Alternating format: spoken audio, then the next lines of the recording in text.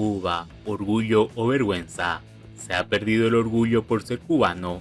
Pues ante su indetenible fracaso, el régimen eligió destruir a la nación en favor de su autopreservación. ¿Cómo están amigos? Bienvenidos a Noticias Importantes. Esperamos sus opiniones en los comentarios. Comenzamos. En 64 años nos hemos ido por cientos de miles, 2 millones más que menos, pero en esas 6 décadas y media, los cubanos nunca pudieron irse con la libertad con la que se pueden ir hoy. Como en un mundo normal, es cuestión de tener un pasaporte y dinero para volar. Con los años, el régimen se ha vuelto más pragmático, sin ceder un ápice al control total del país. Ha aprendido a adaptarse y sacarle provecho a sus aparentes concesiones. Ya son solo gusanos los disidentes. La mayoría de los emigrados son una fuente de ingreso financiero al país o tal vez a las arcas secretas de la clase gobernante. La gran operación de chantaje político y extorsión del régimen que montó con su homólogo de Nicaragua para contribuir con 1/4 millón de cubanos a la frontera sur de Estados Unidos ha encontrado la respuesta de la administración Biden. La larga experiencia le da al castrismo una ventaja sobre las administraciones de Estados Unidos. Los dictadores solo tienen que sentarse a resistir y esperar que llegue otro presidente a la Casa Blanca, otro menos hostil o más comprometido tal vez con el tema de los derechos humanos. En definitiva, saben los tiranos que a Estados Unidos en realidad no le importa un lugar tan pequeño y escasos recursos. Cuba no está en el mapa de los intereses globales. Sin embargo, la migración que viene de Cuba sí es un interés para Washington. Alivia una vez más a Estados Unidos la crisis existencial que tiene en las manos del castrismo. Una población duro posible en su país, un país que quiere abandonar su territorio físico y reinventarse en otros lugares. Esto no sirve, dicen a cada rato los cubanos de Cuba. Y lo dicen como si supieran si el lugar al que quieren irse les sirve de algo. Así es la desesperación, necesita una salida de cualquier forma sin más prioridad que la salida en sí misma. Los enquistados gobernantes de la isla descubrieron que, mientras peor la pasen los cubanos, más y con mayor efectividad se pueden usar el argumento de el bloqueo y quedar como la víctima de un país poderoso. De este modo, es que Estados Unidos es el que siempre tiene que dar un paso atrás o saber todos los pasos. Los defensores del castrismo, sus voceros y mercaderes relativizan la escandalosa cifra de cubanos que abandonan su país en el último año. Los cubanos se van de Cuba, dicen todos, por la misma razón que los hondureños se van de Honduras, como si la revolución cubana no hubiese triunfado hace 64 años y todavía continúa para liberar y hacer felices a los cubanos. En todo caso, la de Cuba no es una emigración masiva, es un desmembramiento de la sociedad. No es posible emigrar una cifra peor para un país con un escasísimo crecimiento demográfico y que encima pierde aproximadamente el 2% de su población en menos de 2 años. Eso sería normal en Ucrania, que está siendo atacada por los misiles rusos. Y mientras esto sucede, un profesor de la Universidad de La Habana dice que el orgullo por ser cubano está en crisis. Que se haya arriesgado a decirlo en la televisión del Partido Comunista o que se haya aprobado para proyectar una imagen de libertad de expresión no debería ser tan importante.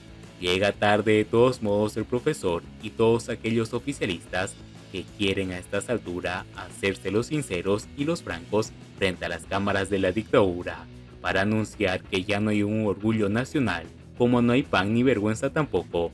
La pregunta es cuánto tardarán ahora los medios oficialistas en analizar seriamente las causas del problema, pero ya sabemos que cuando lo hagan, el bloqueo estará en el banquillo de los acusados como siempre. Se ha perdido el orgullo por ser cubano, porque ante su indetenible fracaso, el régimen eligió destruir la nación en favor de su autopreservación. Nadie en su sano juicio quiere vivir en un país que se cae a pedazos, cada día más aceleradamente, y menos si ese país está sometido a un grupo de personas que impone su criterio a la fuerza, incluso desafiando la realidad, y que no tiene la decencia de admitir que su proyecto es un fracaso monumental. Aun si el castrismo decide un día reconocer su derrota y cambiar el rumbo, será responsable de la crisis de orgullo cubano en los años por venir. De nada le sirve a ningún país un nacionalismo trasnochado y dando tumbos, usado por un régimen en bancarrota que en 64 años después necesita que el enemigo, la causa misma de su existencia, tenga que tirarle la toalla. Siguiendo con las noticias, el régimen de Cuba acelera su conversión a un estado mafioso de mercado, advierte una ONG, tras el anuncio del régimen cubano que comenzará una serie de reformas económicas centradas en la potencialización de la economía privada y bajo la asesoría de Rusia. La ONG Siglo XXI advirtió que ello confirma que La Habana profundiza su proceso para convertirse en un estado mafioso de mercado. La noticia de los acuerdos alcanzados por Díaz-Canel con el oligarca ruso Boris Titov confirman el inicio de la transformación del Estado mafioso cubano. Los pronósticos que hizo Cuba siglo XXI se hacen evidentes con la creación de un centro de transformación económica ruso-cubano que preparará los cambios en la economía, indicó la ONG en una declaración. Según el texto, La Habana hizo ahora público lo que los directores de Cuba siglo XXI habían alertado a la oligarquía cubana de modernizar su estado mafioso bajo la supervisión y en estrecha alianza con el enemigo inmediato de Occidente en este momento, la Rusia de Putin. Recuerda la organización con sede en Madrid, que se autodenomina como un laboratorio de ideas al servicio de las fuerzas que promueven un cambio hacia una sociedad abierta, democrática y próspera, apoyada en un Estado de Derecho y un libre mercado. Que Titov, uno de los asesores económicos de Putin, se especializa en crear economías de mercado que sean compatibles con regímenes dominados por una élite autocrática.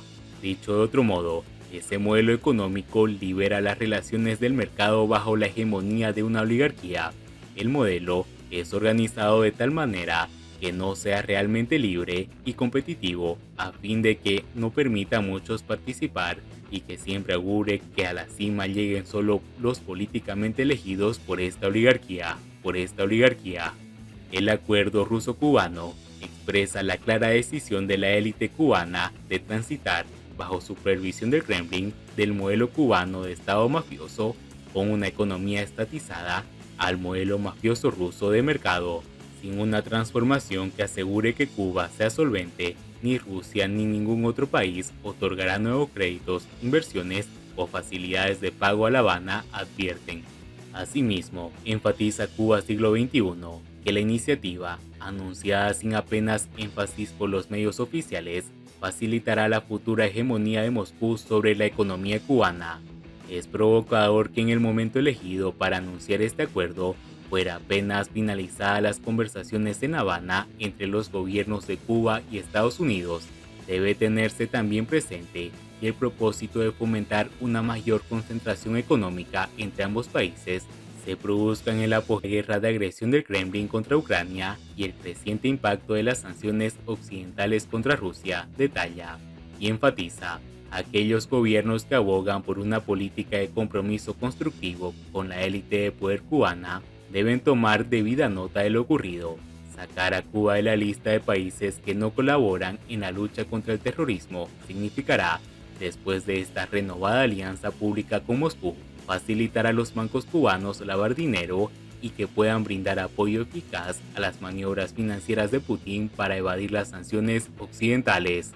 La anterior semana, la ONG presentó el informe Cuba, del comunismo a un estado mafioso, que describe cómo los cambios operados en la economía y en la política cubana durante los últimos 15 años equivalen a la transformación del modelo comunista en uno de estado mafioso.